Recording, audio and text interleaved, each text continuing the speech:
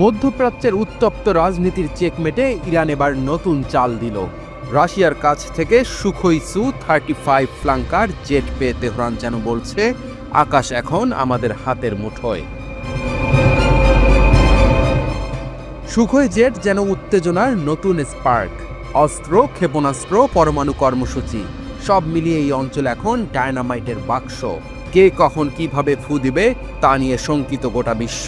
নিষেধাজ্ঞা, কূটনৈতিক চাপ, সামরিক জোর সবকিছু ছাপিয়ে ইরান যেন বলছে, আমরা প্রস্তুত। আমেরিকার প্রেসিডেন্ট হওয়ার পরে ইরানের বিরুদ্ধে ডোনাল্ড ট্রাম্পের প্রথম পদক্ষেপ। ইরানের তেল কেনার ক্ষেত্রে বিধিনিষেধ জারি করল তার সরকার। মার্কিন অর্থ মন্ত্রণালয়ের ওই বিধিনিষেধের ফলে ইরান থেকে তেল কিনলে কোনো দেশ বা বাণিজ্যিক প্রতিষ্ঠান নিষেধাজ্ঞার কবলে পড়তে পারে। কিন্তু ট্রাম্পের নিষেধাজ্ঞাকে থোড়াই কেয়ার করছে ইরান। ইরান যুক্তরাষ্ট্রের চাপ উপেক্ষা করে রাশিয়ার সঙ্গে সম্পর্ক জোরদার করেছে। 2023 সালের নভেম্বরে দুই দেশের মধ্যে সামরিক চুক্তির মাধ্যমে ইরান পেয়েছে রাশিয়ার অত্যাধুনিক সুখোই সু-35 জেট। টাইমস অফ ইন্ডিয়ার প্রতিবেদন অনুযায়ী প্রথম দুটি জেট ইতিমধ্যে ইরানের হাতে। জার্মান ম্যাগাজিন ফ্লুগ রিভিউ জানিয়েছে, 18 নভেম্বর আনুষ্ঠানিকভাবে রাশিয়া ইরানের বিমান বাহিনীর কাছে সুখোই 35 জেট হস্তান্তর করে।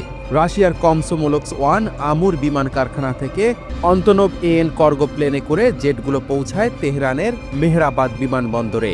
সেখান থেকে সেগুলো স্থানান্তর করা হয় হামাদানের কাছে, তৃতীয় ট্যাকটিক্যাল এয়ার বেসে। এই বিমান ঘাঁটি ইরানের পশ্চিমাঞ্চলে কৌশলগতভাবে গুরুত্বপূর্ণ। সেখান থেকে ইরাক, সিরিয়া ও ইসরায়েলের দিকে দ্রুত অভিযান চালানো যায়। সুখোইয়ের ক্ষিপ্রতা, কেন এই জেট এত ভয়ঙ্কর? সুখোই সু-35 4++ এ প্রজন্মের যুদ্ধ বিমান।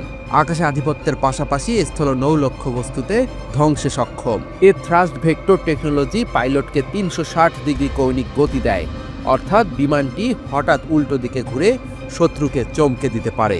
300 কিলোমিটার দূর থেকেও শত্রু বিমান শনাক্ত করে ক্ষেপণাস্ত্র নিক্ষেপ করতে পারে এই জেট। সর্বোচ্চ 34,500 কেজি ওজন নিয়ে উঠতে পারে এবং যুদ্ধক্ষেত্রের পাল্লা 1,600 কিলোমিটার।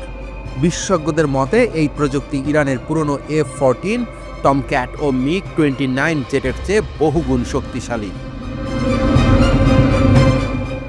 ইরানের সামরিক বাহিনী সরাসরি ইঙ্গিত দিয়েছে, আমাদের আকাশ, ভূমি ও নৌবাহিনীকে আমরা যখন তখন শক্তিশালী করি। শত্রু যদি বোকামি করে তাহলে আমাদের ক্ষেপণাস্ত্রের স্বাদ তাদের মুখে আসবেই।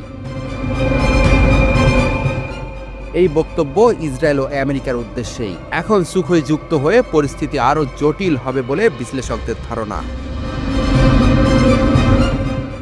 রাশিয়ার প্রেসিডেন্ট পুতিন ইরানকে সামরিক সহায়তা দিয়ে মধ্যপ্রাচ্যে নিজের প্রভাব বাড়াচ্ছেন।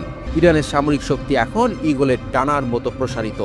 উত্তাপ বাড়ছে, পাল্টাপাল্টি হুমকিতে কাঁপছে মরুভূমির বালি। রোমাঞ্চ, শঙ্কা আর অনিশ্চয়তার নতুন অধ্যায়ের সূচনা এটাই।